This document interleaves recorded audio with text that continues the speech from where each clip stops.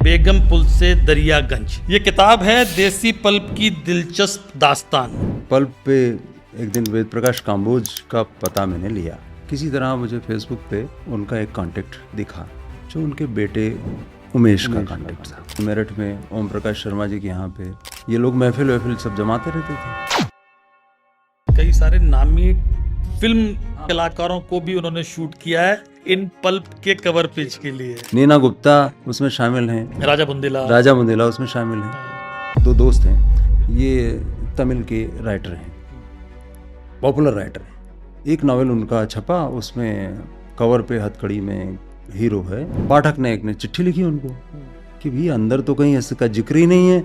योगेश मित्तल नाम के एक सज्जन है, वो घोस्ट राइटर थे अपने टाइम के। दिल्ली के एक इलाके में वो फोटोकॉपी की मशीन चलाते हैं। मतलब एक राइटर जिन पर आरोप लगा बलात्कार का, जिन पर आरोप लगा अपहरण का। ये परशुराम शर्मा की कहानी है। गुलशन नंदा, झील के उस पार उनके उपन्यास जिसकी प्रतियां 10 लाख और 8 लाख बिकी। और क्योंकि वो लिखते थे सिनेमैटिक ढंग से, उनका तरीका यह था जैसे पिक्चर चल रही।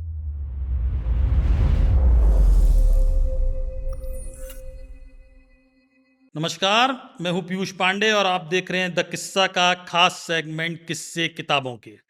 आज जो किताब मेरे हाथ में है उसका कवर पेज आप देख रहे हैं, बेगम पुल से दरियागंज। ये किताब है देसी पल्प की दिलचस्प दास्तान और इसके लेखक से हम बात करेंगे। नाम आपने पढ़ लिया होगा, यशवंत व्यास। यशवंत जी वरिष्ठ पत्रकार हैं, व्यंगकार हैं, फिल्मों पर कलम चलाई है, कई सारी किताबें लिखी हैं और नई किताब उनकी बेगम पुल से दरियागंज। सर आपका बहुत बहुत स्वागत है। शुक्रिया पीयूष जी, बहुत बहुत शुक्रिया। किससे आपके और हमारे? किससे तो सर आपसे सुनने हैं मुझे भी। पहले तो जब मैंने देखा था सर बेगम पुल से दरियागंज, जब सबसे पहली बार इसका जिक्र कहीं सोशल मीडिया पे देखा तो मुझे लगा कि लगता है चूंकि आप विविध विषयों पर लिखते रहे तो आपने भी एक फिक्शन लिख दिए है। लेकिन जब किताब पढ़ी तो मुझे निराशा इस मायने में हुई कि ये फिक्शन नहीं थी, ये बहुत ही रिसर्च के साथ एक किताब लिखी है, देसी पल्प की दिलचस्प दास्तान। आपने जो जिसको हम लुगदी साहित्य कहते हैं, जिसको घासलेटी साहित्य कहा जाता है, जिसको पल्प कहा गया। तो सबसे पहला सर किस्सा मैं जानना चाहूंगा कि बेगम पुल से दरियागंज, इस नाम का किस्सा क्या है, आपको कैसे सूझा नाम, और आपने बेगम पुल की कितनी बार यात्राएं की, क्या उससे जुड़ा हुआ कोई किस्सा आप सुनाएंगे? पीयूष जी, असल बात ये है कि पल्प पे एक दिन वेद प्रकाश काम्बोज का पता मैंने लिया। मेरे मन में बहुत पुराना इरादा था कि इस पे काम करना चाहिए। सब्जेक्ट ऐसा है जिस पे कुछ भी अवेलेबल नहीं है कि दुनिया कैसी है, किस तरह से लिखते थे, क्या करते थे। तो वेद प्रकाश काम्बोज अपने समय के मशहूर राइटर थे, तो मुझे लगा उनका पता ढूंढना चाहिए। किसी तरह मुझे फेसबुक पे उनका एक कांटेक्ट दिखा जो उनके बेटे उमेश का कांटेक्ट था। मैंने उनको मैसेज किया कि भाई मैं एक लेखक हूँ और कुछ काम कर रहा हूँ पल पे, और वेद प्रकाश जी का कांटेक्ट चाहिए। उनका फ़ोन आया बालक का, उन्होंने कहा सर काम्बोज साहब को बात करा देता हूँ। काम्बोज साहब से बात हुई, फिर मैं उनके घर गया। इसका पहले चैप्टर की शुरुआत ही वैसे ही होती है, उनके साथ गया था, बात की थी। बहुत रॉयल आदमी है अपने समय के, और वो आदमी है जो ओम प्रकाश शर्मा के अनुजवत थे, लेकिन ओम प्रकाश शर्मा से आगे निकल गए थे एक समय बिक्री में, और नकली नावल का किस्सा भी उन्हीं के पास था। तो उन्होंने जब जिक्र किया, रात को देर हो जाती थी मेरठ में ओम प्रकाश शर्मा जी के यहाँ पे, ये लोग महफिल वहफिल सब जमाते रहते थे, देर रात वहाँ गुजार रहती थी महफिल।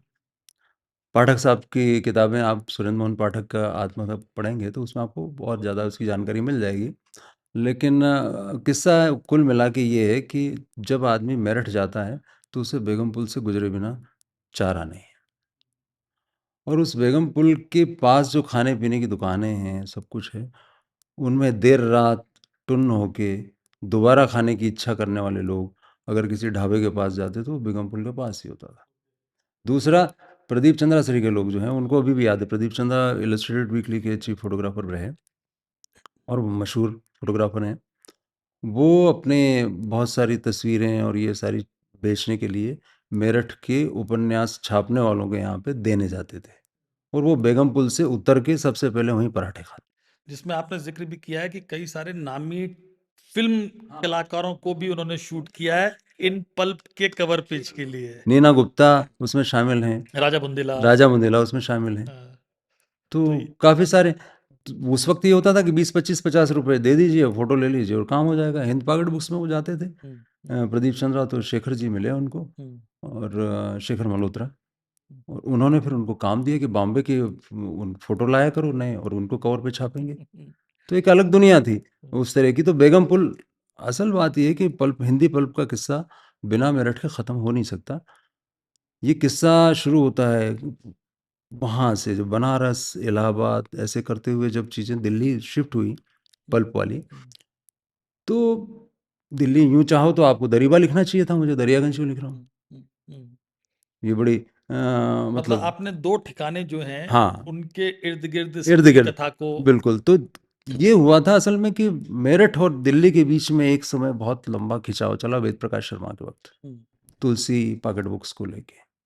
तुलसी पॉकेट बुक्स उन्होंने लॉन्च की थी, तो पूरा का पूरा व्यवसाय मेरठ की तरफ शिफ्ट हो गया था दिल्ली के मुकाबले। और तब उन्होंने कहा था कि किसान खुद अपना माल मंडी में लेके आया है, इन्हें लेखक अब प्रकाशक जिसका बनाए। आपने बहुत सारा इसमें ज़िक्र किया है। जी, जी।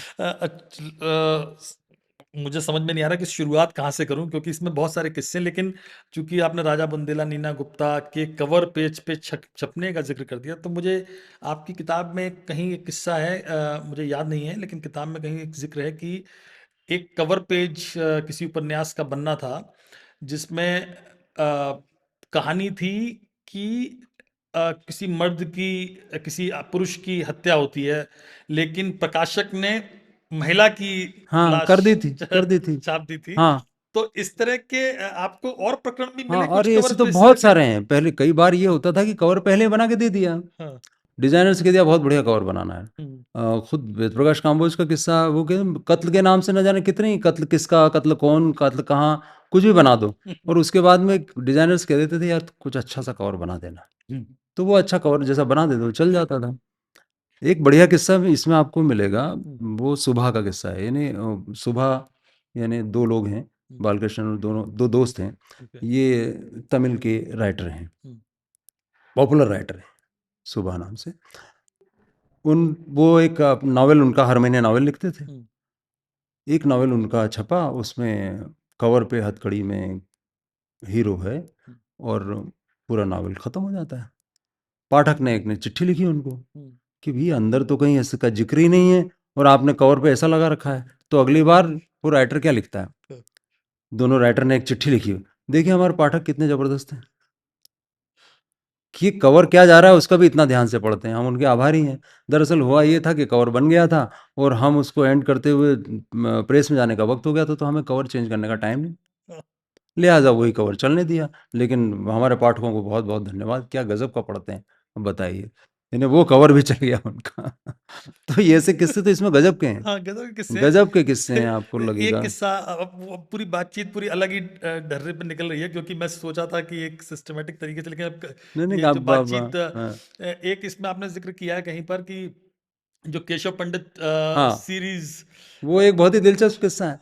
मैं उससे बता दूं वो किस्सा कहाँ से निकल के आता है। योगेश मित्तल नाम के एक सज्जन है, गजब के आदमी हैं, अभी 70 पार हैं, और मेरी मुलाकात उनसे एक दूसरे रेफरेंस से हुई। वो घोस्ट राइटर थे अपने टाइम के। ओके। तो दिल्ली के एक इलाके में वो फोटोकॉपी की मशीन चलाते हैं अभी, उनकी दुकान फोटोकॉपी की दुकान है। तो मैं उनसे वहाँ कांटेक्ट करने गया, और उनकी दुकान में बैठा, काफ़ी देर तक बात की। तो उन्होंने मुझे सारे किस्से बताए कि कितने नॉवेल्स उन्होंने घोस्ट नाम से लिखे हैं, कैसे कैसे लिखे हैं। उसी दौरान केशव पंडित का किस्सा भी उन्होंने बताया। उनका खुद का किस्सा ज़्यादा दिलचस्प, एक शुरुआत बताता हूँ मैं। एस.सी. बेदी साहब का नाम आपने सुना होगा, राजन इकबाल सीरीज जिनको बहुत फेमस है। तो बेदी साहब का एक नावल था, और मेरठ में जो उन दिनों कंपोजिंग हुआ करती थी वो छत पे हुआ करती थी। वहाँ हैंड कंपोजिंग का मामला होता था, पेज बन के जाता था, पेज बन के आता था, प्रूफ वहीं पड़े रहते थे, और हाथ से लिखी हुई स्क्रिप्ट होती थी। पूरी लगभग प्रिंट होने के लिए चली गई थी किताब, आखिरी फरमा जिसका जो क्लाइमेक्स का था, उस वक्त बारिश आ गई तो क्लाइमेक्स धुल गया। अब क्लाइमेक्स धुल गया तो किसी को पता नहीं कि यार इस नावल का क्लाइमेक्स कैसे करें। बेदी साहब का पता करो, बेदी साहब से कहो यार क्लाइमेक्स दोबारा लिख के दें तो कंपोज हो, और जाने का टाइम आ रहा है। पहले तो हर महीने उनको तारीख पे जाना ही होता था। बेदी साहब झांसी गए हुए हैं, और उस वक्त फ़ोन होते नहीं थे, ना आपके पास ना मेरे पास। पीपी लिखते थे पड़ोसियों के नंबर पे। तो फ़ोन लगाया किसी तरह एसटीडी करके उनसे, तो उन्होंने कहा भाई मैं झांसी में अभी तो आ नहीं सकता, एक काम करो तुम योगेश मित्तल को दिल्ली से बुलवा लो। योगेश जी को बुलाया गया और उनसे कहा, तो वहाँ जो फर्मा वर्मा पढ़ते थे, प्रूफ वाले सज्जन, उनसे कहा कि यार कुछ कहानी वानी पता है अंदाज़ा? तो उन्होंने एक अंदाजे से कहा था इतने पेज बनाए कुछ ऐसा ऐसा कुछ है। तो ठीक है, उन्होंने क्लाइमेक्स पूरा लिख दिया, किताब छप गई, किताब हिट हो गई। और जो पार्टी हुई, उस पार्टी में बेदी साहब ने योगेश मित्तल को गोद में उठा लिया और पूरा घुमा दिया, उनकी हाइट कम है, घुमा के उनको टेबल पे रख दिया और कहा यार इतना बढ़िया क्लाइमेक्स तो मैं भी नहीं लिख सकता था। दैट्स हाउ वो लाइफ चलती थी। तो केशव पंडित का केस ऐसा है कि केशव पंडित मूल रूप से वेद प्रकाश शर्मा का कैरेक्टर है, और एक दूसरे प्रकाशक थे जिनकी बहुत मुश्किल में थे, वो उन्होंने ट्रेडमार्क करवा लिया केशव पंडित का, वो प्रकाशक बनना चाहते थे और योगेश मित्तल से कहा कि यार ये केशव पंडित नाम से नावल लिखेंगे, चलवाना है, तुम शुरुआती नावल लिख दो। उनका यार नावल तो मैं लिखूंगा नहीं, लेकिन मैं तुमको एक आदमी बताता हूँ खतौली में रहने वाले राकेश को, वो लिखेगा नावल। आइडिया यही रहेगा केशव पंडित का जो कैरेक्टर वेद प्रकाश शर्मा का है वो वाला लेखक हो जाएगा, तो उसका अपना स्टाइल होगा। केशव पंडित आ गए मार्केट में और चले। केशव पंडित जब चलने लगे तो बाद में वेद प्रकाश शर्मा को लगा यार कि सारा तो दूध हमने काढ़ा, मलाई दूसरा ही खा रहा है, तो ये कोई बात हुई। तो उन्होंने योगेश मित्तल से ही बात शेयर की कि यार ये तो बहुत गलत बात है, पर क्या करें, वो ट्रेडमार्क है और कैरेक्टर हम भी तो इब्ने सफ़ी और वेद प्रकाश काम्बोज के नकली नावल जो थे वो कई दिनों तक वेद प्रकाश शर्मा ने लिखे, ये एक दूसरा किस्सा है। तो वेद प्रकाश शर्मा जो है शुरुआत में नकली नावल ही लिखते थे वेद प्रकाश काम्बोज के, उनके कैरेक्टर्स तो अपनी जगह पे, नाम भी वेद प्रकाश काम्बोज का जाता था नकली नावल पे। बाद में वेद प्रकाश शर्मा ने खुद ने अपनी दुनिया अपने तरीके से बनाई। तो उन्होंने सोचा हम लोग भी केशव पंडित करेंगे, तो पोस्टर बनाया गया, एक ही नारा केशव हमारा, और केशव पंडित का कैरेक्टर से उन्होंने फिर से कहा कि ये हमारा है। बाद में केशव पंडित की वाइफ सोनू पंडित हो गई है, उसका बेटा, हाँ उसका बेटा है जीतू पंडित हो गया। इस तरह से सब अपने अपने तरीके से करते रहे, लेकिन मूल केशव पंडित वो चलता रहा जो दूसरे प्रकाशक ने किया था, मगर केशव पंडित अनंत केशव पंडित में बदल गए। ऐसे तो बहुत सारे उस वक्त के दास्तान हैं जो हम भी हम एक आपने किस्से का जिक्र किया, मतलब एक राइटर जिन पर आरोप लगा बलात्कार का, जिन पर आरोप लगा अपहरण का, जो जेल में थे और जेल से उन्होंने उपन्यास लिखा और शानदार हिट उनका रहा, तो उसका किस्सा वो गजब। ये परशुराम शर्मा की कहानी है, अपने समय का मशहूर हॉरर नॉवेलिस्ट। और परशुराम शर्मा वो आदमी जिन्होंने ये आपका नागराज कॉमिक्स है वो भी उन्हीं का बनाया हुआ है। नागराज, हाँ नागराज उन्हीं का है मूल रूप से, बाद में और लोगों ने लिखा उसको, हाँ वो तो बाद में लिखते गए, जब शुरुआती नागराज जो है वो नागराज उन्हीं का बनाया हुआ है। वो तो परशुराम शर्मा यंग थे, नाबालिग थे, रुड़की में पढ़ते थे, और वो एक दुकान पे सिगरेट लेने जाते थे, और वहाँ पे जो दुकानदार के मालिक की लड़की थी उनसे उनका प्रेम हो गया, और एक रात उन्होंने तय किया कि हम लोग भाग जाते हैं। वो भाग गए, उनके एक दोस्त ने मदद की, रास्ते में एक डकैत का किस्सा भी जिसने उनसे लूटने की कोशिश की, वगैरह वगैरह। पुलिस ने अंततः उन्हें पकड़ लिया, इन्होंने सरेंडर कर दिया था, पुलिस ने समझाया था, सब कुछ किया था, और मुकदमा चला। तो इन्हें तो पता था कि वो आएगी अपनी प्रेमिका और कहेगी कि मैं आपसे प्यार करती हूँ, और मैं इनके अपनी मर्जी से गई थी। लेकिन हुआ ये कि वहाँ पे लड़की ने कहा कि जो उसे कहा गया होगा घर वालों के दबाव में, तो उसने कहा कि इन्होंने अपने दोस्त के साथ मिलकर मेरे साथ रेप करने की कोशिश की। तो खड़ गए यंग परशुराम, इन्होंने कहा कि हाँ ठीक है, अब ये कहती तो यही मान लेते हैं, और एक बालिया बयान हो गया, और परशुराम उस खनक में जेल हो गई। तो जेल, नाबालिग थे इस वजह से बाल सुधार गृह में गए। वहाँ उससे पहले ये नावल लिखने की कोशिश करते थे इब्न सफ़ी की कॉपी करके, उनके कैरेक्टर्स विनोद हमीद लिख के। तो एक बार उनका वापस आ गया था वहाँ से नावल कि भाई आप कुछ दूसरे कैरेक्टर्स पे लिखिए, तो कभी हम देखेंगे, निखत पब्लिकेशन जो होता है उसमें। यहाँ पे वो उनकी मुलाकात हुई एक, आपको वो भी दिलचस्प लगेगा, प्रेम वाजपेयी का नाम सुना होगा आपने, बड़े सामाजिक नॉवेल्स लिखते थे वो, कानपुर के थे। उनके साले साहब भी उसी सुधार गृह में थे, ब्रजेश। तो वो इनको उदास देखते थे, बार बार बोले यार काय को उदास रहता है, अब जो हो गया सो हो गया जीवन में, तुम अपना काम करो। तो इन्होंने वहाँ पे गिटार बजाना सीखा, नाटक करना सीखे, सब कुछ सारा काम शुरू कर दिया और डायरी लिखना शुरू कर दिया। तो मुल्क और मोहब्बत नाम का एक नावल मिस्टर प्रेम वाजपेयी ने लिखा था, और कहा गया कि 26 जनवरी पे एक नाटक करेंगे। तो नाटक, उस नावल को नाटक में बदल के करते हैं, मुल्क और मोहब्बत। चीफ गेस्ट उस जेल में ही प्रेम वाजपेयी हुए। अच्छा। वो आए, उन्होंने नाटक देखा, उनको बड़ा अच्छा लगा। उनका यार ये स्क्रिप्ट मेरे को दे दो, इसको छापने के लिए किसी को दे देते हैं, और तुमको नावल लिखना आता है क्या? तो हाँ लिखना आता है। तो उनको फिर पब्लिशर को उन्होंने वो स्क्रिप्ट दी। स्क्रिप्ट दी तो नाटक तो शायद वो छपा कि नहीं छपा पता नहीं, लेकिन परशुराम को ढूंढते हुए वो प्रकाशक आ गए कि तुम नावल लिखोगे? तो उन्होंने कहा कि यार मैं तो उस तरह के लिखता था, जासूसी वासूसी, सामाजिक तो मैं लिखता नहीं। इब्न सफ़ी के कैरेक्टर थे, वापस आ गए थे। तो उनका चलो वही लिख के दे देना। तो इस तरह से जेल से उनका पहला नावल छपा, और वो मशहूर नावलिस्ट है, इसमें कोई संदेह नहीं है, बहुत मशहूर नावलिस्ट है। आपने सर इब्न सफ़ी का जिक्र किया, इसमें किताब में एक जगह जिक्र है कि शायर, फिल्मी लेखक जावेद अख्तर से लेकर पाकिस्तानी राष्ट्रपति अयूब खान तक इब्न सफ़ी के किस्से बेशुमार हैं। जैसे शायर हसन कमाल ने कहा है, जब लखनऊ में उनका ताजा नॉवेल छपकर आता था तो दुकान पर राशन की तरह लाइन लगती थी। बिल्कुल। अनिल जनविजय ने बताया, एक बार ऐलान हुआ कि अगला कवर ऐसा होगा कि पाठक 2 मिनट तक अपनी आंखें फेर नहीं सकेगा। ये यूएफओ से गिरती रोशनी से झांकती 4 आंखों वाला कवर था। ये आंखें अज्ञात ग्रह के वासी की थी। इस तरह पहली बार उड़न तश्तरी जासूसी उपन्यास के पाठकों तक पहुंची। और एक किस्सा है, पक्का नहीं मगर खूब चलता है, कि 1973 में पाकिस्तान की खुफिया एजेंसी आईएसआई ने अपने रंग रूटों को ट्रेनिंग देने के लिए हाँ, ये किस्सा चलता है, इसकी पुष्टि नहीं हो सकती है। तो ऐसे कई सारे एक किस्सा तो अगाथा क्रिस्टी वाला किस्सा भी है कि दूर कहीं एक ऐसा मशहूर नॉवेलिस्ट है जो मेरी तरह शानदार लिखता है, ऐसा अगाथा क्रिस्टी ने कहा था। ये भी चलता है इब्न सफ़ी के बारे में। सर इंग्लिश आर्टिकल में पढ़ा था टाइम्स ऑफ इंडिया में, मुझे पता नहीं, अब आप इसको कंफर्म कर देंगे, कि अगाथा क्रिस्टी ने ये कहा कि सब कॉन्टिनेंट का सबसे शानदार ओरिजिनल लेखक बिल्कुल नहीं कहा ऐसा, कोई इसको तस्दीक नहीं करता, उनके बेटे भी तस्दीक नहीं करते। लेकिन एक उर्दू आलमी डाइजेस्ट नाम का एक उर्दू मैगजीन है, उसमें कभी ये इस तरह की छपी थी, तो वो एक, हाँ वो चल गई। वो जैसे आप कहते हैं ना कि लोग एक किस्सा लेके उड़ते हैं, कौवा कान ले गया, तो वो चल गया। अब कहाँ अगाथा क्रिस्टी और कौन से इब्न सफ़ी को पढ़ेंगे? लेकिन वो मतलब अब वही बात होगी कि अब टाइम्स ऑफ इंडिया में एक अच्छा पल्प पे नहीं, वो रिसर्च करते हैं, तो रिसर्च के दौरान कहीं भी लिखा हुआ मिल जाता है तो उसको ये कह देते हैं कि ऐसा हुआ होगा, तो आप उसको ध्यान से देखेंगे तो वो वाकई भी शायद आपको। तो खैर इब्न सफ़ी का सर आपको कौन सा किस्सा सबसे शानदार लगा? इब्न सफ़ी बहुत ही गजब के आदमी थे, मतलब वो आदमी गजल लिखता था, वो आदमी टीचर था।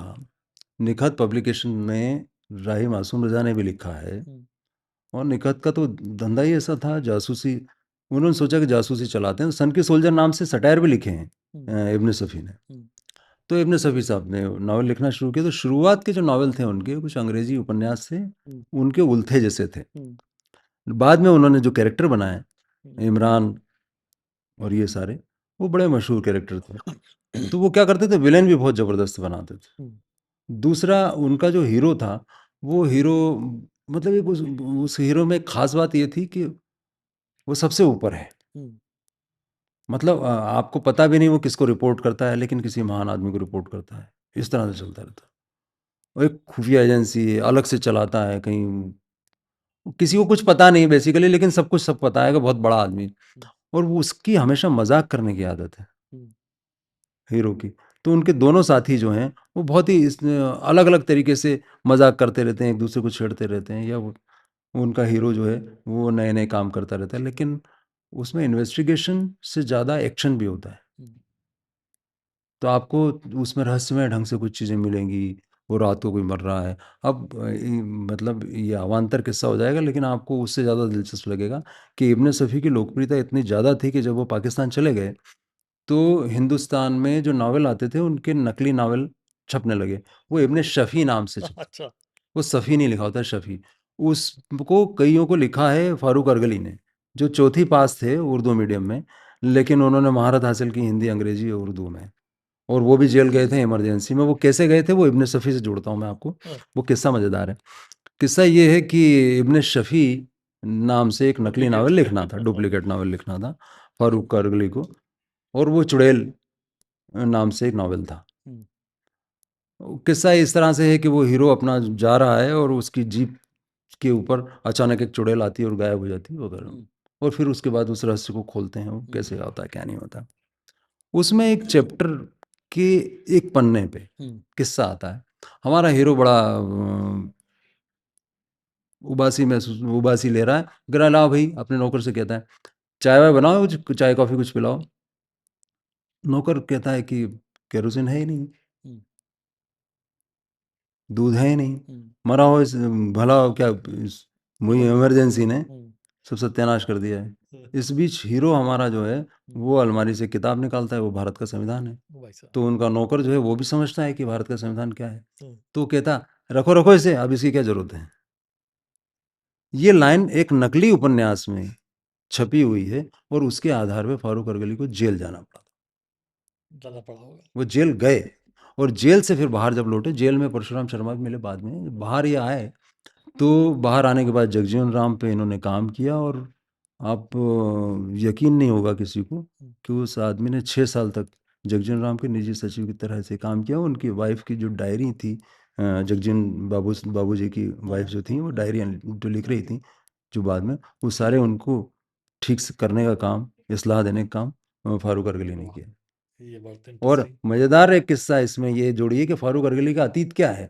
फारूक अरगली का अतीत ये है कि उस आदमी ने पहले नावल कौन से लिखे हैं, हसीना कानपुरी नाम से, उर्दू में, जो कि चालू किस्म के नावल थे। और वो लेखिका जो है, वो पहला नावल पे ऐसा लिखा गया था कि मैं, हालांकि मेरा पेशा ऐसा है, लेकिन मेरे मन में भी कुछ लिटरेचर के अरमान है, और मैं आपको कहानियाँ सुनाना चाहती हूँ। और पता उसमें हसीना कानपुरी का बिरनगंज कानपुर था, जो कि उस समय का रेड लाइट एरिया था। इसमें सर इब्ने सफ़ी की कुछ मासूम गलतियों का भी किस्सा है। इब्ने सफ़ी इतने बड़े राइटर, लेकिन बड़ा दिलचस्प लगा पढ़कर कि कैसे एक राइटर बड़ी मासूम सी गलतियां करता है, और पाठक शायद उसे नज़रअंदाज कर देते हैं कि ठीक है, मतलब लिख दिया। तो मुझे लगता है वो, चूंकि वो एक अलग किस्सा है, उसको पढ़ना चाहिए किताब को। वो बहुत सारे ऐसे किस्से हैं, लेकिन चूंकि शख्सियतों की बात हो रही है, तो एक शख्सियत दत्त भारती, हाँ, ये बड़े इंटरेस्टिंग, इनका बहुत किस्सा लिखा है। लेकिन जो मुझे एक चीज़ जिसको मैं और कंफर्म करना चाहता हूँ, जिसमें आपने लिखा है कि दत्त भारती ने कई सारे ऐसे उपन्यास लिखे जिनको फिल्मों में उठाया गया, और एक नाम तो प्यासा का भी है, कि गुरुदत्त चोट के की बारे में। जो कहानी, मतलब प्यासा जो हमने देखी है, वो इनके उपन्यास से ली गई, और इन्होंने उसको लेकर केस किया, और दावा ये है कि वो केस जीते थे। तो क्या ये सही बात है कि देखिए, केस जीते? इसमें दो हाँ तरह के तथ्य मिलते हैं। मैंने इसीलिए प्रभात रंजन ने दत्त भारती के बेटे से बात की थी, जी। और उसके आधार पर ये तथ्य थोड़ा लिया गया है। हम्म। लेकिन ये बात भी सही है कि दत्त भारती के जितने नॉवेल्स थे, वो सारे बड़े उदास किस्म के नावल होते थे। उसमें हीरोइन धोखा देती थी, और परशुराम शर्मा को दत्त भारती इसीलिए नापसंद थे कि हीरोइन धोखा देती थी। वो भी अपने यंग एज में ये दत्त भारती को पढ़ते थे। दत्त भारती अपने किस्म के रॉयल आदमी थे, और सारे उपन्यास उनके बहुत चलते थे। चोट नावल जिसके बारे में कहा जाता है कि भाई उस प्यासा का आइडिया उससे लिया गया है, लेकिन उसकी बहुत सारी जगहों से सीधी पुष्टि नहीं हो सकती। हालांकि मुकदमे का जहाँ तक सवाल है, शायद मुकदमा उन्होंने किया था, मुकदमा उन्होंने किया था, मुकदमा किया था, मुकदमा किया था। लेकिन अब केस जीते नहीं जीते, इस हाँ, तरह की कुछ हाँ, वो चीजें। कोई कहा, ये मतलब जैसा प्रभात रंजन ने जो बातचीत की, उससे तो ये लगता है कि वो केस उनके हक में जा रहा था, कि उसके बहुत सारे फिर उन्होंने कहा गीता सेम दत्त को आइडिया है।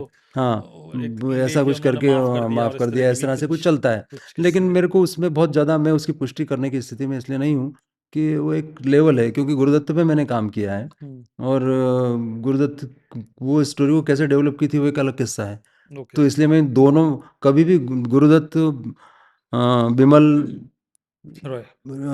विमल राय, इवन नहीं, उनके जो लेखक थे अबरार अलवी। अबरार अलवी, हम्म, साहिब बीवी और गुलाम लिखने वाले हम्म। जो अपने थे राइटर। अबरार अलवी नहीं थे साहब बीवी नहीं के? नहीं, साहब बीवी गुलाम वो नावल जिसने लिखा अच्छा, था, नॉवल। फरीदी कोड़ियों के मोल, हाँ। है ना। तो बिमल साहब जो थे वो, हम्म, तो वो भी उनके करीबी थे, उन्होंने भी लिखा। सब लोगों ने लिखा, लेकिन कहीं पे भी इस तरह का कोई उल्लेख नहीं आता कि वो इस नावल चलिए, से कुछ आपने नहीं। कंफर्म कर दिया, क्योंकि मैं तो इसको भी एक हाँ, थोड़ा। लेकिन ये फिर भी एक चीज़ है, हाँ। ये चीज़ है, क्योंकि उस नावल में बहुत सारी चीज़ें समानताएं हैं फिल्म हम्म, में। अब ये होता है कई बार, कभी कभी कि पीयूष जी उधर बैठे हैं, मैं इधर बैठा हूँ, और एक ही साथ सोच रहे हैं कि रंग हरा हो। हम्म। ये हो हाँ, सकता है, क्रिएटिव कामों एक में कई कोइंसिडेंस। बार आपने किसी दूसरे के मुंह से कुछ सुना, आपने हाँ उसको अपने उसमें डाल लिया। और उस हाँ। जमाने में तो इंटरनेट विस्तृत से नहीं था, तो हम्म। कहीं सुना, कुछ कुछ कहानी का कुछ हिस्सा सुना वह आपने हमारे किसी। इनको देखिए ना, वेद प्रकाश कंपोज को बड़ा अच्छा है इस मामले में क्लियर। उन्होंने कहा ना, देखिए ये वाले लेखक जो होते थे पॉपुलर राइटिंग वाले, ये तो तितली भौरे इस तरह से काम करते थे। इसको इसको इसको सबके पराग इकट्ठे किए और शहद बना के दिया आपको। जो हो सकता है कि ऐसा। एक सर, इसमें जिक्र है कई सारे उन राइटर्स का, उन सारे लेखकों का जो साहित्यिक दुनिया में बड़े प्रतिष्ठित नाम थे। रांगे राघव, कृष्णचंद्र, श्रीलाल शुक्ल, राहुल सांकृत्यायन। और हमको इस किताब के जरिए ये पता चलता है कि उन्होंने भी खूब जासूसी ट्राई उपन्यास किए, लिखे, ट्राई किए, ट्राई सबने लिए। ट्राई किया तो है। इसकी वजह एक तो आपको क्या लगी, और उनके उपन्यासों से जुड़ा कोई किस्सा है क्या? देखिए, जब मैं श्रीलाल जी से तो मेरी मुलाकात थी, हम्म, क्योंकि उन्होंने वो बहुत मतलब, मैं उनका आभारी जीवन भर रहना चाहता हूँ उस मामले में तो, और रहूँगा, कि मेरा जो पहला नावल था वो पढ़ने के लिए उनको भेजा था, लेकिन उन्होंने राजकमल को भेज दिया था छपने के लिए। अच्छा, हाँ, ये अपनी भी तो भूमिका सेम। के साथ। तो चलो। इतने बड़े लेखक न मिलते हैं न तो जब उनसे मेरी मुलाकात हुई थी एक इंटरव्यू के दौरान, तो मैंने उनसे पूछा था, आपने सीमाएँ टूटती है और आदमी का जहर जैसे नावल लिखे हैं, हम्म, ये तो जासूसी नावल हैं, तो आपने उनको लिखना बंद क्यों कर दिया? तो उन्होंने कहा, नहीं, ये बहुत ऊर्जा बहुत लेते हैं, नेगेटिव। नेगेटिव। हाँ, ऊर्जा बहुत लेते हैं, अच्छा, इसीलिए अंदर की। अच्छा। जो जो जो उसमें लिखने के लिए जिस तरह का माहौल चाहिए होता है और समझ चाहिए होती, हम्म, बोले उसमें बहुत ज़्यादा जाने की बजाय हम्म, जीवन को इस तरह से देखता हूँ। हम्म, हम्म, लेकिन ट्राई सब करते थे। हम्म, रांगे राघव के बारे में जहाँ तक सवाल है, हम्म, ये तो ओम प्रकाश शर्मा के उसमें भी आपको मिल जाएगा, रामविलास शर्मा का रेफरेंस भी मिल जाएगा। ओम प्रकाश शर्मा का बैकग्राउंड पूरा मार्क्सवादी बैकग्राउंड रहा है। हम्म। वो तो मजदूर थे मिल में, और मजदूरी फिर मजदूर से ये सारी चीज़ें जीवन, उन्होंने तो एक नावल लिख के और पतलून के पैसे इकट्ठे किए हैं, जासूसी नावल लिखने से। हाँ, तो वो एक बहुत एक तो अलग तरह का मतलब कैसे है। ये है कि इन लेखकों को भी ये लगा कि ये जो दुनिया है क्राइम उपन्यासों की, जासूसी उपन्यासों की, इसका एक बहुत बड़ा बाजार है जो पैसा भी देता है, और शायद मासिस के बीच में आप ध्यान दीजिए, उस वक्त धर्मयुग और ये सारी मैगजीन्स भी चलती लोकमत। थी। अखबार 8 पेज के ब्लैक एंड वाइट हुआ करते थे। हम्म, दिन में समय काटने के लिए आपके पास कुछ होना चाहिए। हम्म, तो ये नॉवेल ऐसे थे जो आपके जीवन को, जैसे आप अभी सास बहू के सीरियल देखते हैं या हम्म, ओटीटी के सारे सीरीज, वेब सीरीज देखते हैं, वो अल्टीमेटली कुछ और अलग से नहीं है। जो कुछ इनमें होता था वो वैसा ही होता था। हम्म, जैसे आप बी ग्रेड की कोई फिल्म देखेंगे ना, तो भी आपको लगेगा, कई बार तो ऐसा होता था कि प्रकाशक किसी लेखक को पकड़ के और सिनेमा में डाल देते थे, अंग्रेजी फिल्म वाला हम्म, देखने के लिए, कि भाई जाओ वहाँ पे और ये फिल्म देख के और एक आइडिया पे लिख दो। जेम्स बॉन्ड पे नावल लिखे गए हैं ना, हम्म, जेम्स बॉन्ड कैरेक्टर ही हो गया ऐसे अपने यहाँ पे लिखने को, और लिखे गए बराबर। वो, चलते रहे। एक गुलशन नंदा, वो एक कैरेक्टर, उनका नाम तो खैर हमने सबने सुना ही है। झील के उस पार उनके उपन्यास, जिसकी प्रतियां 10 लाख और 8 लाख बिकी, और इसके उसकी एक लिए स्ट्रेटेजी थी। अलग स्ट्रेटजी, जो हम सैयारा में देख रहे थे, हाँ दूसरी हाँ स्ट्रेटजी हाँ, फिल्म को प्रमोट करने के बिल्कुल। लिए। उसके लिए आपने लिखा भी है कि व्यक्तिगत चिट्ठियां, सर्कुलर, पोस्टर, नमूने की भेंट प्रतियां, हर तरह के माध्यम, पत्रिकाएं, रेडियो पर विज्ञापन, क्या क्या नहीं किया गया। तो लेकिन गुलशन नंदा का नाम बहुत बड़ा था हाँ, अ, उस तरह के लेखकों में, जिन्होंने बाद में मेन स्ट्रीम में भी, चूंकि फिल्मों में भी। और एक किस्सा आपने जिक्र किया है कि मोहन भागवत जी जो संघ प्रमुख हैं, हाँ, वो ऋतुराज के बारे में। ऋतुराज जी के साथ उन्होंने जिक्र किया कि उनको जो दो नाम लेखकों के याद थे, वो ऋतुराज और गुलशन नंदा। गुलशन नंदा। उन्होंने भी पढ़े हैं हाँ उपन्यास, हाँ मतलब उनके हाँ, हवाले से ये हिंदी बात। के पॉपुलर नॉवेलिस्ट का नाम जैसे ही आता है वैसे उनको दो ही नाम याद हाँ, है, गुलशन तो एक तो नंदा। झील के उस पार का किस्सा अगर कुछ है, और गुलशन नंदा का कोई और किस्सा, और देखिए कोई ऐसा हाँ। भी किस्सा सर हो जो किताब में ना हो, क्योंकि किताब की अपनी एक सीमा होती हाँ है, हाँ। शब्द सीमा है। अभी तो किस्से तो बहुत सारे हैं हाँ, इसमें, जो बहुत सारे इसमें किस्से अलग से भी लिखे जा सकते हैं। हम्म, और सुरेंद्र मोहन पाठक के पास में आप जाएंगे तो किस्सों में भरमार मिलेगी। हम्म, तो पाठक साहब बहुत ही गजब के आदमी हैं। हम्म, और लिखने बोलने और सब में उनका एक स्टाइल होता है। हम्म, तो पाठक साहब ने मुझे कई किस्से बताए हैं। हम्म, और वो किस्से इसमें हैं। लेकिन गुलशन नंदा पे आते हैं हम लोग। गुलशन नंदा को अपने को वैसे तो वो एक चश्मे की दुकान में काम करते थे। हम्म, और उन्होंने उर्दू में नावल लिखना शुरू किए थे, घाट का पत्थर और जलती चट्टान वगैरह। स्टार पॉकेट बुक सबसे पहले मार्केट में उनको लेके आया था, जिसमें अमरनाथ जी वहाँ पे हैं। अब वो बाद में उनके समधी भी बन गए गुलशन नंदा के। गुलशन नंदा ने बाद में काजल वाजल सब फिल्में हाँ, उनकी बहुत नावल, उसी बिल्कुल नावल पे ही बनी है, वो बिल्कुल। उर्दू की नावल। क्योंकि वो लिखते थे सिनेमैटिक ढंग से। उनका तरीका यह था जैसे पिक्चर चल रही हो। स्क्रीन प्ले एडॉप्शन में बहुत हाँ आसानी। हाँ हाँ। हाँ, वो लिखते ही वैसे थे, वो सीन दर सीन ऐसे लगातार चलता था। और एक पॉपुलर किस्म का रिलेशनशिप जैसे होता है ना, ट्रायंगल हो, उसका तनाव हो या हम्म, उसका अतीत हो, जो मिडिल क्लास की एक रोमानी कल्पनाएं होती है, और हम्म, उसमें फिर जीवन के व्यवधान आते हैं। हम्म, उनका मिक्स जो है वो बहुत बढ़िया जानते हम्म, थे। एक आदमी अचानक साधु बन जाए और फिर वर्षों बाद उसकी प्रेमिका मिले तो क्या होगा, इस तरह से। हम्म, झील के उस पार का किस्सा ये है कि हिंद पॉकेट बुक्स जो है, हिंद पॉकेट बुक्स खुद पेंगुइन की कॉपी करके हम्म, यहाँ पे शुरू हुई थी। हम्म, जो दीनानाथ मल्होत्रा जी थे, बहुत ही मशहूर आदमी थे और बहुत ज़्यादा दूरदृष्टि वाले आदमी थे। इस देश में सबसे सस्ती किताबें, क्लासिक किताबें, 1 रुपये वाली जो घरेलू लाइब्रेरी योजना है, पहले हाँ, वो उन्होंने ही शुरू की थी, हम्म, हिंद पॉकेट बुक्स ने।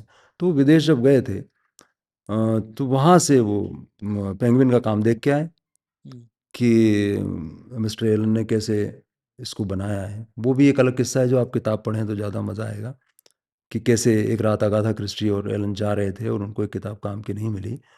तो उन्होंने सोचा कि बुक स्टॉल पे कुछ ऐसी किताब ही नहीं है जिसको कि हम रात भर लंदन तक हाँ, जाते हुए पढ़ सकें। बिल्कुल जिक्र है इसमें। तो फिर उन्होंने पेपर बैग का पहला सेट बनाया। हम्म, हम्म, उस वक्त का पेपर बैग का, पहले हार्ड कवर होती थी। दूसरी सबसे बड़ी बात ये थी कि इसमें कि मैं इसलिए बता रहा हूँ कि झील के उस पार का रिश्ता उससे बहुत गहरा है। मजा। कि अभी तक क्या होता था कि किताबों की दुकानें हैं, तो अगर आपको या मुझे किताब पढ़ना है तो मैं जाऊँगा वहाँ पढ़ने के लिए।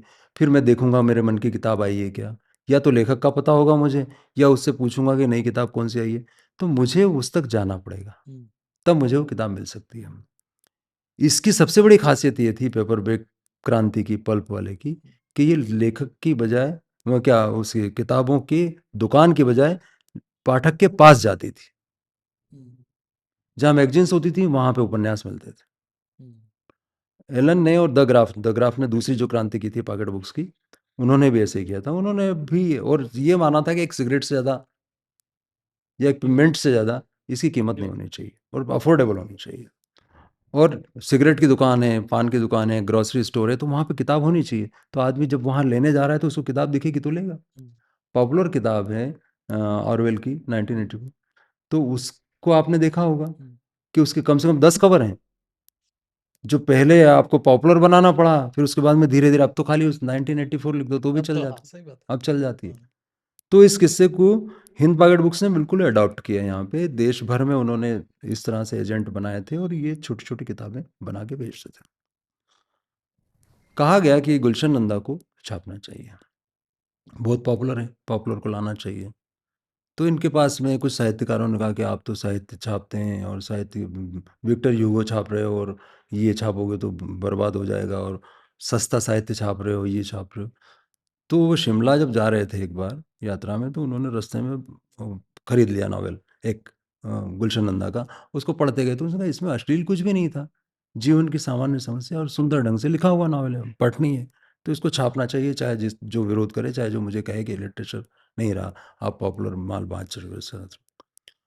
उन्होंने गुलशन नंदा से अनुबंध किया और कायदे से किया, और कहा ये कायदे से ही लॉन्च होगी, इतने लाख कापी बिकनी चाहिए इसकी। तो उसके लिए देश भर में प्रचार के जितने माध्यम थे इस्तेमाल किए, मैगजीन्स में विज्ञापन दिए गए, पोस्टर्स छपे, झील के उस पार है, झील के उस पार। फिल्म बाद में, हाँ, बात फिल्म बाद में। नॉवेल ऐसी, मतलब धार्मिक पढ़ने वाला भी देखे आ रहा है गुलशन नंदा का नया नॉवेल झील के उस पार। मतलब कमाल की जो मार्केटिंग कम स्ट्रेटजी थी। मार्केटिंग स्ट्रेटजी थी। अब यहाँ पे मतलब सलून तक में रखे गए थे हम्म। पोस्टर, और ये उनके लगाए गए थे कि भाई यहाँ पे भी रखो किताब। इतनी ज़बरदस्त उसको बेचा गया, और ना इसीलिए वो लाखों में बिका झील के उस लाखों पार। लाखों उसका में। मतलब ये निकला, कुल मिला के ये है कि आप पाठक तक कैसे जाते हैं, ये भी एक स्ट्रेटजी बड़ी चीज़ होती है। और हमारे कई लोग जो है पॉपुलर राइटर ये शिकायत करते हैं कि लोग ये सोचते हैं कि लाइब्रेरी में चले गए तो महान लेखक हो गए, लेकिन जब लोगों को तक आप पाठकों पढ़ा तक नहीं जाएगा तो फिर वो लिखने का कोई अर्थ नहीं रह जाता। इस किताब पर बहुत सारी बात हो सकती है, लेकिन एक शख्सियत के जिक्र के बिना तो बातचीत अधूरी है, वो जिनका नाम भी लिया आपने, सुरेंद्र मोहन पाठक। जी बिल्कुल, पाठक तो साहब तो गजब तो के आदमी हैं। हाँ, अब तो वो आज के टाइम भी, अगर आज के बच्चे भी जानते हैं तो वो हाँ, बाकी बहुत सारे नाम ऐसे हैं जिनको शायद नहीं सुना हो, कई नाम मैंने भी नहीं सुने थे, लेकिन सुरेंद्र मोहन पाठक साहब जो हैं, तो उनका कोई किस्सा, क्योंकि उनकी किताबें तो बहुत लोकप्रिय रही, बहुत पॉपुलर रही। अब तो पेंगुइन ने उनका पूरा एक सेट भी निकाला था हाल में। लेकिन उनसे जुड़ा हुआ कोई ऐसा किस्सा जो आपको लगा कि यार ये क्या तो है? पाठक साहब बहुत ही मतलब उनका तो एक किस्सा नहीं, हजार किस्से बनते हैं। वो इतने बड़े आदमी, हर फेजेट में एक नया किस्सा। बाद में नॉवेलिस्ट कैसे बना, ये भी तो एक मजाक की बात है ना। ऐसे देखो तो कहानी लिखना जानते थे वो, कृष्णचंद्र उनके प्रिय थे। दोनों स्टूडेंट थे, वेद प्रकाश काम्बोज और सुरेंद्र मोहन पाठक, एक साथ पढ़ते थे स्कूल में। पाठक साहब के फादर जो थे वो वेद प्रकाश काम्बोज से भी बात करते थे, उन्होंने नावल ला के दिए। वेद प्रकाश काम्बोज को कहा कि वो वाले पढ़ो, तुम ये क्या रद्दे छोटे मोटे पढ़ते रहते हो, अंग्रेजी नावल पढ़ के पढ़ो तो बताएं। सुरेंद्र मोहन पाठक वेद प्रकाश काम्बोज की किताबों के कवर बनाया करते थे, टाइटल बनाते थे। जब उनका नावल छोटा पड़ गया एक बार, तो एक कहानी उनकी जो लिखी हुई थी वो कहानी उसमें दी गई, तो धीरे धीरे रवायत बन गई। वो छोटी कहानी लिखते थे, इसलिए क्या छोटा उपन्यास लिखते थे वेद प्रकाश काम्बोज, फॉर्में कम पड़ जाते थे। तो पहले ये था कि हर महीने में, हाँ, तो उसमें एक कहानी, तो एक रवायत बन गई कि सुरेंद्र मोहन पाठक की कहानी और उनका उनका। उपन्यास। हाँ, मनोहर मनोहर कहानी में पहली कहानी उनकी छपी थी, सुरेंद्र मोहन पाठक की। कि उनके पास किस्से हजार हैं। सबसे बढ़िया किस्सा क्या कहो, हर किस्सा एक है। आपने जो गलतियों की बात की थी ना इब्ने सफ़ी वाले केस में, पाठक साहब एक ऐसे आदमी हैं जो एक एक चीज़ का हिसाब रखते हैं। यानी उन्होंने अगर विजयनगर नाम की जगह बताई है, या विकास नगर नाम की जगह बताई है, या हसन मंजिल बताई है, जो भी कैरेक्टर बना, तो वो अपने कागज़ पे लिख लेते हैं ये इतने किलोमीटर दूर है, इसकी तनख्वाह 3,000 है, इसकी तनख्वाह वो है, ताकि अगली बार वो कैरेक्टर जब ग्रो करेगा तो उसमें कहीं पे भी तथ्यात्मक भूलें नहीं होनी चाहिए। लेकिन तथ्यात्मक भूल का मज़ा देखिए उनके साथ जो हुई, वो ये थी कि उनके एक नावल में बॉम्बे में बॉम्बे लोकल में जा रहा है अपना हीरो, वो बटुआ गिर गया टॉयलेट में, और वो गिर गया टॉयलेट में। भैया बॉम्बे लोकल में टॉयलेट होते ही होता ही नहीं है। नहीं है। अब चूंकि पाठक साहब ही नहीं गए कभी बॉम्बे तो क्या करते, उन्होंने ट्रेन के हिसाब से सोचा, उसको ट्रेन के हिसाब लोकल से ट्रेन सोचा, है, ट्रेन है। ट्रेन है तो वो होगा इस तरह से। हाँ। तो फिर बाद में एक पाठक ने लेकिन उनको बताया कि साहब ये तो होता ही नहीं है वहाँ पे, तो उन्होंने अगले संस्करण में उसको गलती को सुधार दिया। ऐसी गलतियाँ इब्ने सफ़ी में तो गजब की हैं, हाँ, वो तो गजब की गलतियाँ। मतलब वो तो वो प्लेन में जा रहे हैं, और प्लेन में दोनों हीरो और उनका दोस्त जा रहा है, और तब वो हमारा हीरो कह रहा है, फ़ोन आता है उसके पास में, उसी वहाँ से वायरलेस। कॉल आया वायरलेस से। वो कहता है यार मैं तो जरा यहीं उतर रहा हूँ रोम में, तुम वहाँ पे जाके क्या शिकाओ, कब कहाँ उतरने वाले हो, इस तरह से बात कर बस की तरह। हाँ, बस की तरह, जैसे कि वो बस है जब चाहे जब उतर जाएंगे कहीं मेरठ पे। दिल्ली के बीच में जो हाँ, डग्गा मार बस चल रही है, वो वैसा उन्होंने जो है। प्लेन बना हाँ, दिया। सर, बहुत सारे किस्से हैं। एक आखिरी सवाल मैं जरूर पूछना चाहूंगा कि जी। आज के दौर में आपको लगता है कि जो पल्प फिक्शन है वो नए रूप में सामने है, और उसका बाजार आज भी है? है। असल में वो पल्प क्या है, अब वो पल्प शक्ल बदल के थोड़ा रिफाइन होके आ गया है। यहाँ तक कि कोई नई, बहुत सारे नौजवान लिख रहे हैं। हाँ। अब तो हॉरर नॉवेल भी लिखते और हैं, हाल के दिनों में रोमांटिक नॉवेल। क्राइम फिक्शन फिर लिखने का क्राइम ट्रेंड फिक्शन फिर से आया है। बढ़ा है। हॉरर और रोमांस, ये दो का मिक्सचर जो है अभी बहुत ज़्यादा चलता है, हम्म। और जो भी लोग नए लोग हैं वो उसमें प्रयोग कर रहे हैं। और आपने देखो फिल्मों में भी यही चल रहा हाँ, है, फिल्मों में। वेब सीरीज में भी यही चल रहा है। तो धीरे धीरे रहस्य फिर से अपनी दुनिया को नए सिरे से बना रहा है। और लोगों को उम्मीद है कि उन्हें पल्प नहीं कहा जाएगा। अब वो लिट फेस्ट में जाएँगे, बड़े इनाम पाएँगे और उन्हें कहा जाएगा आप पॉपुलर राइटर हैं। हाँ। इसमें जो बेगम पुल से दरियागंज है, चूंकि हम बात करने निकले तो देसी पल्प पर ही बात करते रह गए। एक बड़ा हिस्सा विदेशी पल्प पर भी है, जिसमें कई सारी ऐसी बातें, कई सारे ऐसे किस्से जो विदेशों में पल्प निकलता था उससे जुड़े हुए भी, अगाथा क्रिस्टी से जुड़े हुए और भी कई सारे लोगों से जुड़े हुए, लेकिन उसकी बात रह गई। मुझे लगता है ये किताब जो है बेगम पुल से दरियागंज, इसे पढ़िए। कई सारे किस्से हैं, कई सारे ऐसी बातें हैं जो जाननी चाहिए एक पाठक के तौर पर। इन जो पुस्तकें जो बहुत लोकप्रिय रहीं, एक दौर में लोकप्रिय रहीं अपने अंदाज में, और अब नए सिरे से नया रूप लेकर फिर हमारे बीच में आ रही हैं। यशवंत जी ने बड़ा गंभीर काम किया है, बहुत सारी रिसर्च की है। आपने इसके पॉडकास्ट भी बनाए हैं, क्योंकि कई जी, सारे जी। लोगों से आपने बात की, तो हाँ, बात करना ये था तो अच्छा मुझे था, देखा ये हाँ। अच्छा था। ये भी एक्सपेरिमेंट एक था कि आपने उनको रिकॉर्ड हाँ। किया, तो ताकि लोग अगर किसी पर्टिकुलर लेखक से बात कर सकें। एक मुझे नाम याद नहीं आ रहा, मैंने देखा भी था किसी मेरठ में जो वकील साहब हैं, जिन्होंने शायद इब्ने सफ़ी की गलतियां बताई थी। वो अपने यहीं पर हैं, अब्दुल रहमान साहब। अब्दुल वो रहमान साहब। तेलगी के वकील रहे हैं, हाँ, तेलगी, तो सुप्रीम कोर्ट के उनके वकील हैं। चूंकि आपने किताब के जिक्र के हाँ, बहाने हैं, तो वो तो इब्ने सफ़ी की गलतियां हाँ, उन्होंने बताई, बिल्कुल हाँ। लेकिन उनका भी अपना उनका कैरेक्टर अपना बड़ा कैरेक्टर है, इंटरेस्टिंग है। और गजब हाँ, कैरेक्टर है। और कई सारे केस ऐसे हाँ, बता रहे थे वो, जो उन्होंने लड़े हैं। तो हाँ। मतलब ये एक अच्छा एक्सपेरिमेंट और था भाई कि मुझे आपने उनके, रिसर्च के लिए लोगों से क्योंकि बात आप करनी थी तो अदरवाइज रिकॉर्ड रिकॉर्ड करते हो, आपने हाँ, वीडियो बनाया उनका, और हाँ। वीडियो के बहाने वो आपने चैनल पे रखे भी। लेकिन फिलहाल चूंकि किस्से किताबों के सेक्शन है, तो एक बार फिर यशवंत जी, मुझे लगता है कि इसमें इतने किस्से हैं और बड़ा मजा भी आ रहा था, लेकिन एक सीमा है। हाँ, एक सीमा चालीस होती पचास है, मिनट बिल्कुल, हो गए। बिल्कुल। हमारा जो प्रोड्यूसर है वो बता रहा था कि 30 मिनट हो गए, फिर 40 मिनट हो हाँ, गए। वो तो तो बताने जब वाला होगा निश्चित तौर पे, क्योंकि हम लोग तो किस्से बंगाल से शुरू करेंगे अगर। हाँ, तो मुझे वो मुझे मैं केशवलाल तो उस गोस्वामी पे और जो व्योमकेश विदेशी बख्शी पल्प था उस पे हाँ। बात करना चाह रहा था। एक सवाल मेरा ये भी था कि आपने साउथ इंडियन के जो लिया है, साउथ उनको लिया इंडियन है, लेकिन में क्या बंगाल भी कुछ लिया है। छूट गए क्या वो, या नहीं, नहीं, नहीं, सब आपने है सब? उसमें, लेकिन उनको संक्षेप में लिया है हाँ, ना, उनको संक्षेप में लिया। तो मुझे तो वही रेफरेंस सारी में। बातें थी जो रह गई, लेकिन मुझे लगता है किताब पढ़नी चाहिए। तो पाठकों के लिए एक बार फिर, दर्शकों के लिए, कि किताब पढ़ें, इसका आनंद लें, बहुत सारी नई जानकारी आपको मिलेगी। सर, आप स्टूडियो में आए द किस्सा शुक्रिया के, पीयूष जी। बहुत बहुत धन्यवाद आपका। आपका बहुत-बहुत धन्यवाद कि आपने कम से कम मुझे वापस अपनी किताब में जाने का मौका दिया। बिल्कुल सर, बहुत शानदार शुक्रिया। किताब है। और अब जब दर्शक पढ़ें, इसकी समीक्षा करें, लिखें, ताकि लोगों तक, क्योंकि किताबों के संग एक समस्या रहती है कि वो हम चर्चा भले ही कर लें, लेकिन हाँ, लोगों तक पहुंचती नहीं, अलग अलग वजहों से। और एक बार शुरुआत में जब बज़ क्रिएट होता है, तब शायद लोग ले लेते हैं, उसके बाद वो छूट जाती है। 90 से तो मुझे लगता है किताबों की चर्चा होती रहनी चाहिए, ताकि इसकी तो शेल्फ लाइफ बहुत है। ये कोई ऐसी हाँ, नहीं है कि हाँ। तात्कालिक विषय पर लिखी गई कोई किताब हो, कमेंट्री हो। इसकी शेल्फ लाइफ बहुत है, तो इसको पढ़ें और लिखें। धन्यवाद जी, सर। धन्यवाद। बहुत-बहुत शुक्रिया।